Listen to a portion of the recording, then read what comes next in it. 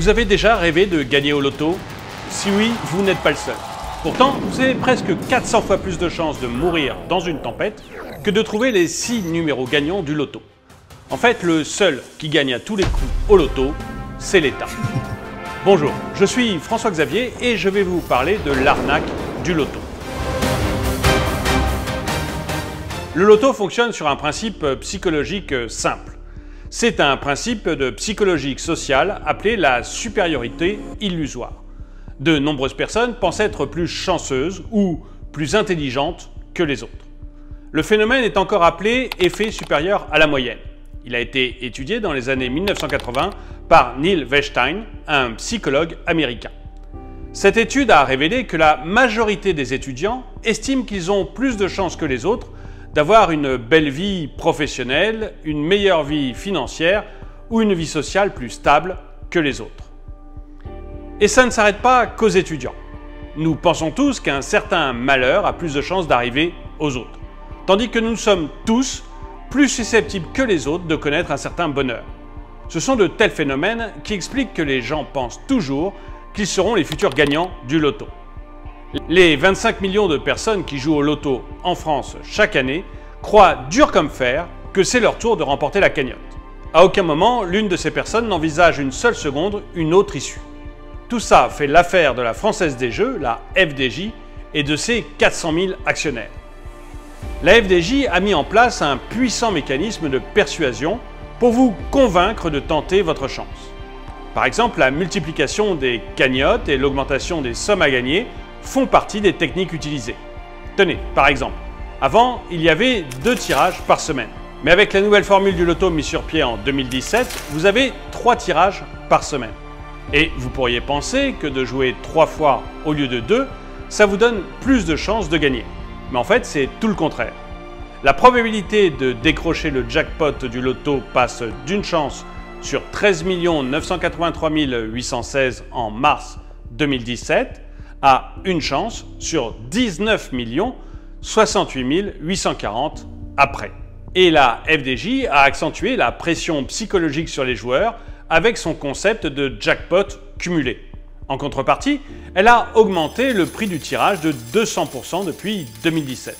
En effet, il fallait payer 1,20 € par semaine pour 2 tirages et aujourd'hui, il faut payer 6 € par semaine pour 3 tirages. Et malgré cette augmentation assez scandaleuse, les gens jouent toujours plus, parce que le jackpot gonfle encore et encore chaque semaine.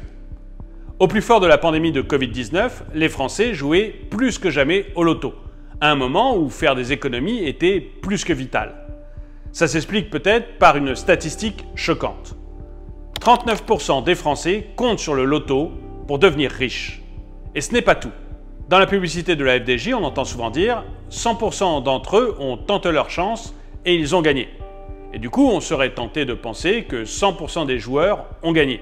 Mais en fait, le 100% est là pour vous faire croire que tout le monde va gagner. Ce que la FDJ veut en fait dire, c'est que tous les gagnants ont joué. Ce qui n'a pas de sens, parce qu'il faut bien jouer pour gagner.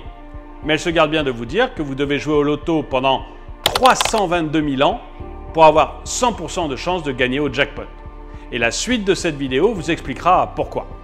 Pour rafler le plus gros lot au loto, on doit d'abord choisir 5 bons numéros parmi les 49 proposés. En faisant un peu de mathématiques, ça fait 1 906 884 combinaisons possibles. Mais à ces 5 numéros gagnants, vous devez ajouter le bon numéro chance à prélever sur la seconde grille. Et cette fois, vous avez une chance sur 10. Au total, ça vous fait une chance sur 19 68 840 de remporter le gros lot. Sachant qu'il y a une grille par tirage et 3 tirages par semaine, eh bien vous devez jouer pendant 322 000 ans pour avoir 100% de chance de trouver la bonne combinaison. Et avant mars 2017, il ne fallait que 70 000 ans. Mais à moins que vous soyez un éternel, en fait, qu'il faille 70 000 ans ou 322 000 ans, eh bien ça n'a pas vraiment d'importance. Alors, si vous ne visez pas le jackpot, vous avez un peu plus de chances de gagner. Par exemple, vous avez une chance sur 2 118 760 de gagner au rang 2 avec 5 bons numéros. Pour le rang 3, avec 4 bons numéros, c'est une chance sur 86 677. Le rang 4 est encore plus accessible avec une chance sur 9 631. Et au final, vous avez presque 17% des combinaisons qui sont gagnantes, mais pas gagnées, bien sûr. En 46 ans d'existence, il y a 16 000 personnes qui ont trouvé les 6 bons numéros et remporté le plus gros lot. C'est un chiffre qui galvanise les joueurs et aide la FDJ à remplir les caisses de l'État. Au cours de son histoire, le loto a fait gagner 2471 millionnaires en euros. On retient également les chiffres records que je vais vous donner. Gain record au loto, 30 millions d'euros gagnés le 4 décembre 2021. Gain record au super loto, 22 879 209 euros le 20 mars 1997. Le jackpot record du super loto, ça a été 30 9 676 euros gagnés le 26 mai 2006 par 2 personnes. Et le gain record en France à l'euro million, c'est 220 millions d'euros gagnés le 15 octobre 2021. Les machines à sous des casinos offrent plus de chances de gagner, mais rarement des montants aussi élevés que ceux du loto. Alors, à qui profite le crime? Où vont les milliards d'euros dépensés chaque année par les joueurs? Dans les caisses de l'État, bien sûr, mais aussi dans les poches des très nombreux actionnaires de la FDJ. Les jeux de loterie et d'argent représentent un peu plus de 50 milliards d'euros chaque année en France. La Française des Jeux, à elle seule, récolte un peu plus de la moitié de ce pactole. De sa création jusqu'en 2019, l'État détenait 72% du capital de la FDJ. Et dès le 7 novembre 2019, d'autres entités, d'autres particuliers ont pu acheter des actions du géant des jeux de hasard. Et du coup, à chaque fois que vous faites un tirage, que vous soyez gagnant ou pas, les actionnaires et l'État sont très contents. Ils gagnent à tous les coups. Sur les jeux de loto, par exemple, seuls 55% des mises sont affectées aux gagnants. Ce chiffre peut varier de temps à autre, mais il ne dépasse jamais les 70%. Autrement dit, lorsque la FDJ récolte 100 millions d'euros, elle ne peut pas payer des gains de plus de 70 millions d'euros.